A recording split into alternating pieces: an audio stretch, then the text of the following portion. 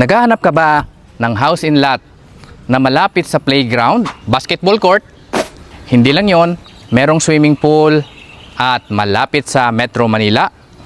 Good news mga kabayan dahil meron tayong available dito na bank foreclosed property, single attached. Location po nito ay sa Amayas Capes in General Trias, Cavite. Napakaganda po ng location ng property na to dahil around 30 minutes lang nasa Manila ka na pag natapos na yung Calax, no? At isa sa maganda dito dahil katapat mo lang itong playground, basketball court at saka swimming pool, no? Kaya kung kayo ay interested sa property na to, ito po ay for bidding. Ang starting bid price natin dito is 2,670,000 pesos lang. Ang lot area ng property na to ay 99 square meter with the floor area of 61 square meter. Single attached, bare finish po ito. Provision for 3 bedroom, 1 toilet and bath, and 2 car garage, no?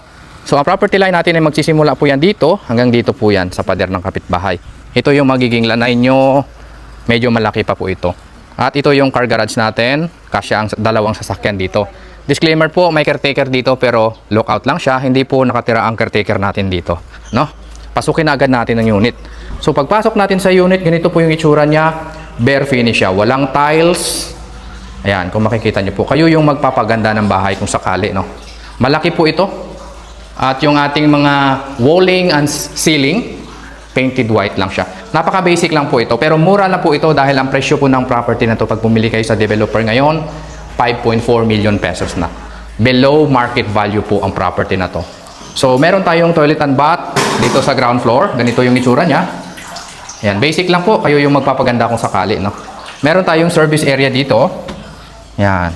Pwede nyo gawing dirty kitchen or laundry area yung side na to. Okay? So, meron pa tayong isang unit doon sa kabilang block. Ipakita ko sa inyo mamaya dito sa video na to. Akyat tayo sa second floor. So, yung hagdanan natin, bakal po siya na may semento.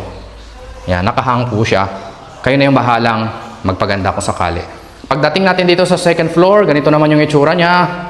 Wala po itong partition, tiles, at saka ceiling. Kayo yung magpapaganda nito. Okay? Ang kagandahan dito, below market value siya at napakaganda ng location mo. Mura na to sa kanyang presyo na 2,670,000 pesos ang starting bid price.